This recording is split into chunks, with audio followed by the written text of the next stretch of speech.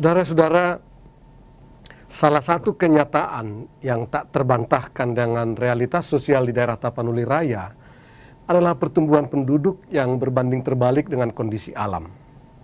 Anak kokido hamoraun diau tidak diimbangi dengan pemeliharaan dan apalagi optimalisasi lahan yang tersedia. Keadaan ini semakin parah dengan kenyataan bahwa Allah sudah berhenti mencipta tanah. Maka yang terjadi sejak dahulu kala adalah proses brain drain yang tidak terbantahkan. Menuntut ilmu hingga ke negeri seberang, bukan saja karena tuntutan peningkatan diri, tetapi juga upaya pelepasan dari jerat peta kemiskinan Tapanuli. Satu hal yang pasti, setiap anak diberangkatkan bukan saja oleh doa dan iringan air mata para ayah dan ibu dan sanak saudara, tetapi juga oleh peluh dan hasil alam yang dikuras dari waktu ke waktu. Sering ketika alam dirasa tak sanggup lagi memenuhi tuntutan kebutuhan yang terus meningkat, maka jalan pintas yang terjadi adalah menjual atau setidaknya menggadaikan tanah. Apalagi dengan iming-iming yang tak kalah menggiurkan. Dan celakanya, anak yang pernah disekolahkan ikut dalam bagian dari proses itu atas berbagai perhitungan-perhitungan yang nampaknya masuk akal. Semuanya atas nama pembangunan dan atas nama pertumbuhan ekonomi. Dari bacaan kita tadi, Markus 6 ayat 30-44 jelas terlihat bahwa murid-murid di tengah kekhawatiran yang ada berangkat dari perhitungan logis. Bayangkan 5.000 orang harus diberi makan. Berapa dinar akan habis? Dan murid-murid jatuh pada jalan pintas. Pulangkan saja mereka. Suruh bubar. Persis dengan cara berpikir beberapa orang di kampung kita sana. Jual saja tanahnya. Toh selama ini juga tanah kita tidak produktif. Padahal saudara-saudara, kalau usulan murid-murid itu dilaksanakan, akan terjadi kekacauan besar. Bisakah Bapak Ibu bayangkan 5.000 orang cari makan menjelang malam hari di sebuah dusun? Apalagi ketika itu pasar dikuasai oleh penjajah Romawi. Berbeda dengan kecenderungan murid-murid dan juga kecenderungan kita yang selalu terjebak oleh mekanisme pasar, Yesus tidak mau mereka jatuh ke pasar yang sedemikian, yang justru bisa menghancurkan kehidupan mereka. Ayat kita mengatakan tadi, hatinya tergerak oleh belas kasihan. Hati yang tergerak oleh belas kasihan ini menumbuhkan kepedulian akan nasib orang banyak, tidak hanya kepentingan diri sendiri. Dan Yesus memulai dengan pertanyaan sederhana, apa yang ada padamu? Apa yang ada padamu? Pertanyaan ini membuka hati nurani. Dan ini membuka berbagai kemungkinan. Sejauh pengamatan saya dalam berbagai pendekatan pembangunan di kampung-kampung kita selama ini, adalah hilangnya pertanyaan ini. Hilangnya pertanyaan, apa yang ada padamu? Pertanyaan ini hilang kemungkinan karena beberapa hal. Pertama, kita yang dari kota merasa paling tahu dan paling pintar, sehingga kita cenderung memutuskan sendiri apa yang layak bagi orang-orang di kampung kita. Yang kedua, kita datang dengan sindrom juru selamat. Dan akibatnya kurang memberi perhatian akan potensi yang dimiliki oleh orang-orang di kampung kita. Dan ketiga, kecenderungan kita bergegas dan tidak ada kesabaran mendengar apa keinginan dan harapan orang-orang di kampung kita itu. Hilangnya pertanyaan apa yang ada padamu dapat diduga akan memusnahkan berbagai kearifan lokal yang cukup menyejarah dalam kehidupan setiap kampung. Dan hilangnya pertanyaan ini karena ketergesaan kita tadi, pada gilirannya juga akan membawa masyarakat kepada mentalitas instan yang suka jalan pintas, dan lama-kelamaan kita menjadi sangat konsumtif. Saudara-saudara, Dalam teori-teori pengorganisasian masyarakat, dua hal inilah yang menjadi kunci utama. Yang pertama, hati yang tergerak oleh belas kasihan, dan kedua, pertanyaan apa yang ada padamu. Bahkan dalam teori appreciative inquiry dengan 4D yang terkenal itu, maka langkah pertama adalah discovery. Baru kemudian melangkah ke 3D yang lain, yakni dream, design, and destiny. Dengan discovery berarti menemukan potensi apa yang dimiliki oleh masyarakat itu, apa yang ada padamu. Tetapi pertanyaan mendasar bagi kita adalah, masih adakah hati yang tergerak? Kalau kita memiliki hati yang tergerak oleh belas kasihan, maka akan lahir kepedulian. Kalau ada kepedulian, lahirlah niat. Dan dengan ini kita bisa lakukan apa saja. Memulai dengan apa yang ada pada kita, apa yang ada pada masyarakat kampung itu. Kepedulian itu juga akan melahirkan semangat berbagi. Dan disitulah keajaiban akan muncul, mujizat akan muncul. Ketika Anda peduli dan sedia berbagi, maka sekitar Anda akan berbinar oleh sukacita. Ketika Anda peduli dan sedia berbagi dan bekerja sama, Anda tidak akan pernah menduga apa yang Allah ingin berikan kepada Anda, yakni berkat yang tak berkesudahan, yang selalu baru tiap pagi. Itulah keajaiban yang sering kita anggap biasa. Dan itulah kekuatan bersama sesungguhnya, membangun organisasi. Saudara-saudara, prinsip-prinsip ini yang dijalankan oleh Friedrich Wilhelm Raiffeisen, pelopor kredit union yang terkenal itu, ketika memulai pembangunan kampungnya di desa Herdesdorf di Jerman. Dia seorang wali kota di beberapa kota di Jerman, setidaknya 3 kota dia menjadi wali kota.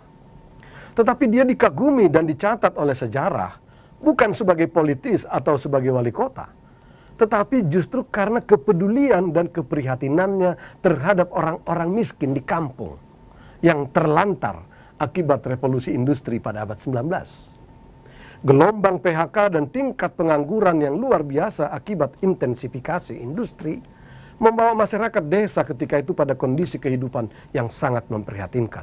Masalah sosial dan kriminalitas berkembang dan nilai-nilai kemanusiaan tergerus. Lintah darat berkeliaran di mana-mana, memanfaatkan situasi.